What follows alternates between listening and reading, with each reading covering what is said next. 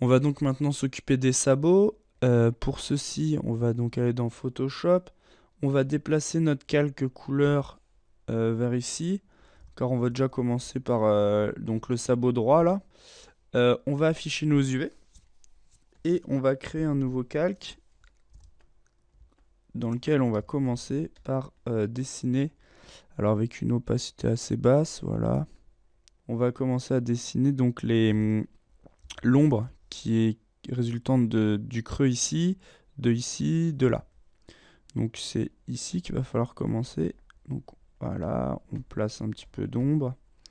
L'ombre elle est surtout sur tout ce polygone là. Comme ceci. Donc pour le moment elle est très douce hein, cette ombre. Je fais exprès de colorier un petit peu pas très droit, c'est pour donner un petit peu de texture.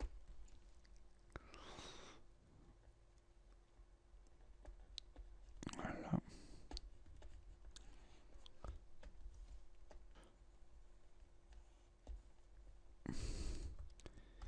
Ici aussi. Là aussi. Tac. Voilà, comme ceci. On vient mettre aussi un peu vers le bas là. Déjà on va colorier comme ceci. Ok. Tout ça, ça va être colorié. On vient mettre bien noir parce que c'est le dessous du... Ok. Donc, ok, ça c'est pas mal. On vient... Hop. Donc, on va prendre une couleur, voilà, vers là. On va en mettre un petit peu par là. Ceci. Clac.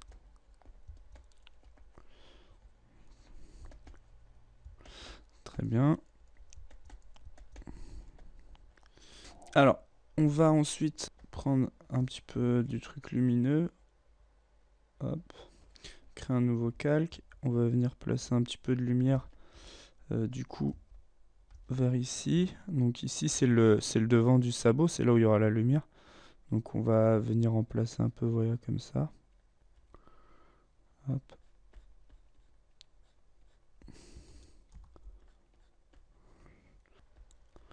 Donc là, elle est très très forte, hein, on va la rétrécir après.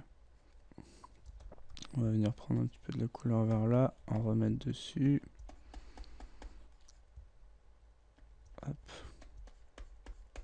On va prendre du noir qu'on va venir placer ici un peu comme ceci.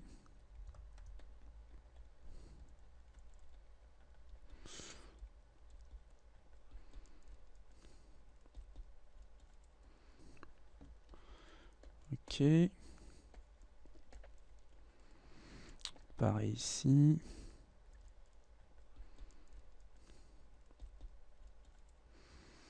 Très bien. On va venir reprendre ça sur un nouveau layer. Et là, on va venir donc comme ceci pour rajouter encore un petit peu d'ombre. On va bien en mettre au niveau de l'arrière. Ok.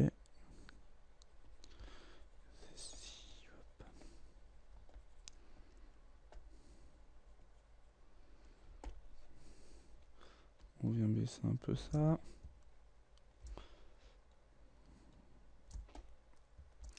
On va le mettre en multiply pour ajouter encore des étages. On crée un nouveau calque. Et là, on va venir un peu cleaner tout ça.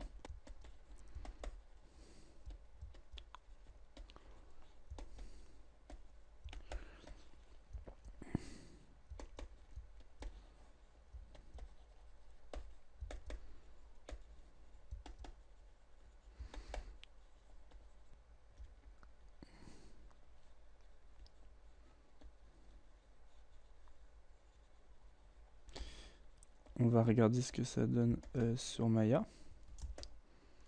Faire un CTRL S, on passe sous Maya. Donc voilà. Donc là au niveau de la lumière, c'est un peu trop fort au même endroit, hein. L'ombre ça va, la lumière elle est un peu trop forte, alors on va étendre ça. comme ceci. On va le flouter en gros.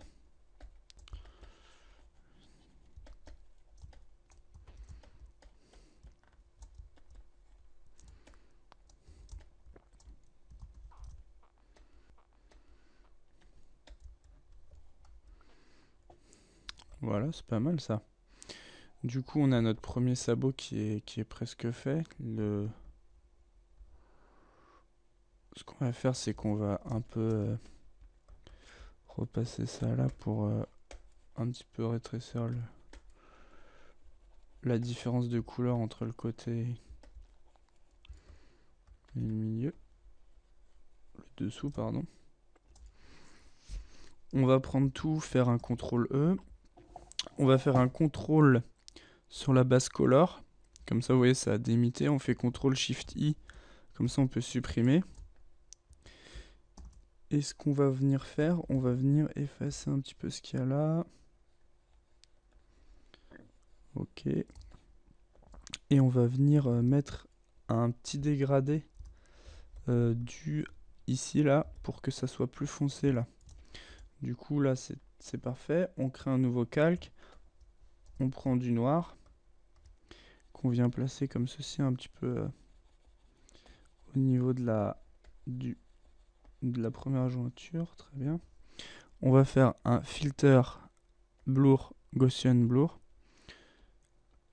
qu'on va grossir. Voilà, à peu près comme ça. On va venir le placer. Ouais. On va faire un multiply qu'on va baisser un peu. Voilà. On reprend pareil notre base color, CTRL SHIFT I, supr. On vient avec la gomme gommer tout ici. On va pouvoir faire un merge. Et du coup, on a notre premier sabot.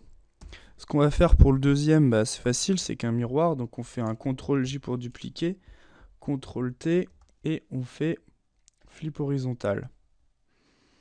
On va venir le placer là-dessus. Donc,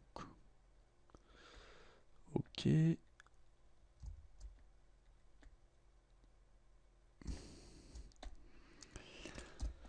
Hop, donc voilà, nickel. On peut l'émerger et on peut appeler ça patte avant. On fait un CTRL S. Si on regarde dans Maya, nos deux pattes avant sont faites. Du coup, il va suffire de faire la même chose sur les pattes arrière. Donc ça, je vais vous laisser le faire tout seul parce que c'est exactement la même technique. Et après, on s'attaquera à la tête.